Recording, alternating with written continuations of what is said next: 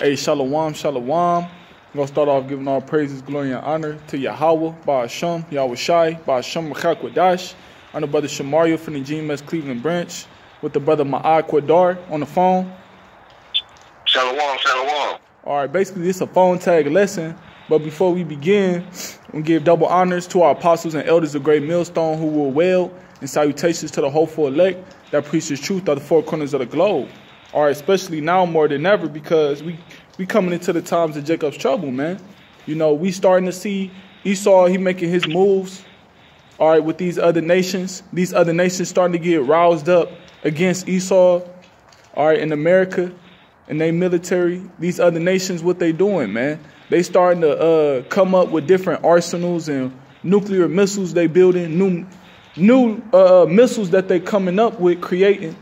Hey, it's about to go down, man. These people starting to get roused up, you know, in the streets because this vaccine or this vaccination that Esau, Salakia, this vaccine or vaccination that Esau getting ready to roll out with, man. All right, so hey, things is getting fired up, so we got to be more fiery in the spirit. And Salakia, Ak, can you open up with Sirach 2:1, Baba Kushan instead? Because we supposed to be on the ball, man. We supposed to be on the money. All right, when it comes to this word, when it comes to this truth, especially when it comes to prophecy. This is Sirach chapter 2, verse 1. My son, as thou come to serve the Lord, prepare thy soul for temptation. Because we're gonna be tempted, man. Satan gonna tempt us to our pinnacle, you know, and it's really gonna play a part in time of, you know, that RFID chip being made mandatory, man. That's when it's really that temptation really gonna start, you know, playing a part.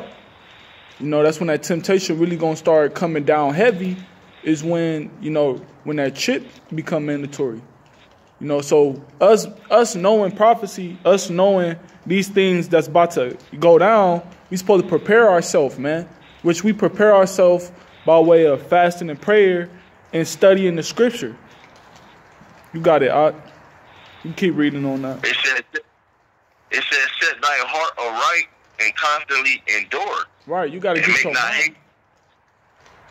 You got it. No, go ahead, Ott. You got to get your mind right first, man. Because what we getting ready to go through, it's a mental thing in order for you to endure. You got to be strong mentally and spiritually in order for to endure what we about to go through, man. All right, some brothers never seen, you know, somebody get their head blown off before. Or some brothers never seen, you know, certain stuff that we going to see in Jacob's trouble. It's certain beasts that we ain't never seen before. Certain animals we ain't never seen before. You got to be mentally strong in order for to endure all that, man. So we got to set our mind straight too so that we can constantly endure when that time comes. That's right, brother. Hey, we living in some scary times, man. Like you was just mentioning, man, you know. Hey, it's going to be newly created beasts, you know, roaming around, let alone the beasts that we already seen, you know, behind cages or behind glasses, you know, thick glass at the zoo. You know, those animals going to be let loose, man. Right. You know, we never been in a situation where, you know, we didn't have any food, man. Grocery stores shut down, man. You know, we never been in those situations, man. But this is a situation that's coming upon our people, man. Con. I got a quick precept. It's Nahum chapter 7. Salakia. Nahum chapter 1, verse 7. The Lord is good, a stronghold in the day of trouble. So guess what, man? As long as we keep preaching his word, as long as we keep serving the Lord, all right, every single day, and we growing in the spirit, man, the Lord gonna take care of us, man. We ain't got to worry about getting attacked by some beast. We ain't got to worry about dying from a famine or dying from thirst, starvation, or nothing like that, man, because we got the Lord on our side, man. The Lord is good in a stronghold in the day of trouble. The Lord gonna be our stronghold in that day of trouble, man. Because this day of trouble that's coming is about to be a time like no other. You know, so in order for us to endure those times, we got to have a stronger deity working with us, man. All right, there has to be some type of divine intervention, man, which that's when the Lord come in. That's when the Lord sent his angels down to protect us. You know, the Lord going to eventually send Yahweh Shai to deliver us, man. So we don't got to worry. We ain't got to be afraid, man. All right, don't let the incredulity of them trouble thee, roughly paraphrasing. Don't let the Esau's wicked devices, don't let none of that get you afraid or make you fear, you know. Don't let nothing that this devil doing, don't let that make you fear man. You know, that shouldn't put no fear in your heart, but you should have the fear of the Lord in your heart, man. Which means you're going to do whatever you got to do for the Lord in order to please him. It say, and he knoweth them that trust in him. See, the Lord know that, you know, we got faith in him. The Lord know that we trust in him. The Lord know those who actually believe and have faith in the Lord, you know. So those the men that he gonna deliver in that time.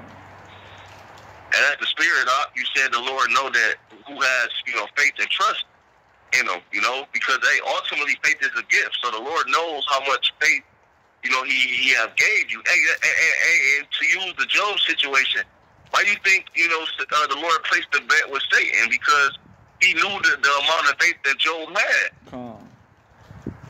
You know? But that's all it goes back to is, you know that faith, man. And I got a quick precept out real quick. It says, this is Sirach 2:13. It says, woe unto him that is faint-hearted, for he believeth not. Therefore shall he not be defended, man. So you have to believe on Yahweh Shimi Awashah in truth and sincerity in order to be defended, man. And if you don't believe, you're not going to be defended. You're not going to be protected. Hey, the scriptures say, what if some did not believe, man? Should that make the faith of the Most High without unbelief? Or roughly paraphrasing, Salaki if I'm butchering it. But basically, man, the unbelievers, that's not going to affect the ones that do believe. That's not going to affect prophecy. The Lord not about to cancel prophecy just because 2/3 of the people of Israel don't believe, man. The Lord not about to do that. You know, so the unbelievers, they don't really matter, man.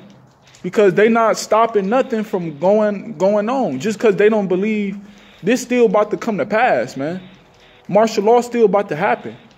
You know? So, hey, that it don't matter if they don't believe or not, man. As long as you believe. That's what matters. As long as you believe, man. As long as you got faith in the Most High. So that you could be saved. I had a scripture.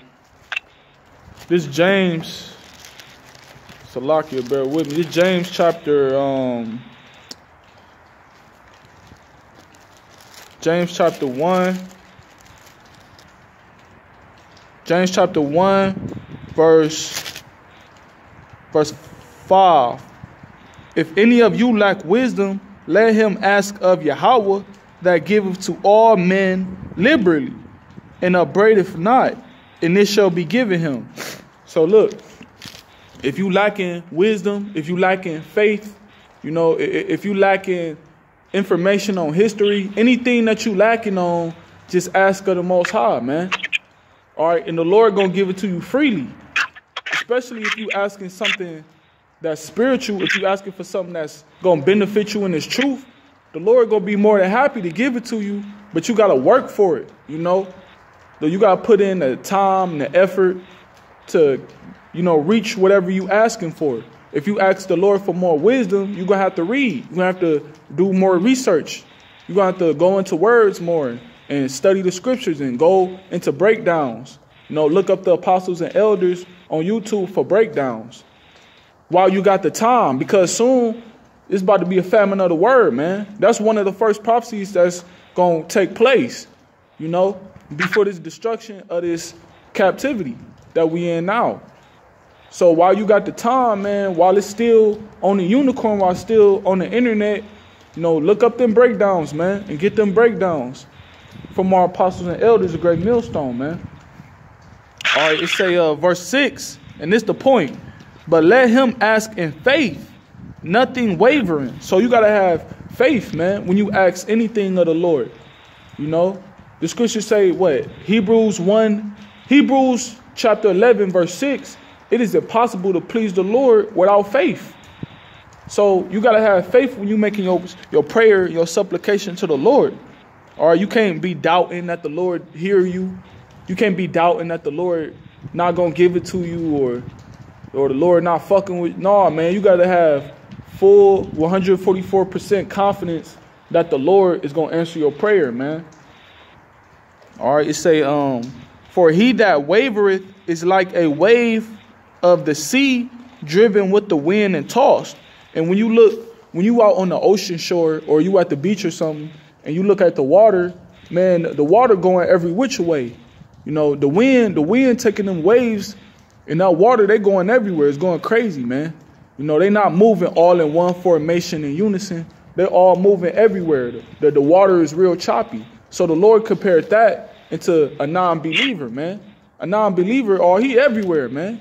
He don't know if he want to go left or right. He don't know if he going up or down. He trying to do everything, you know, his mind racing and shit. So a person like that is going to be condemned.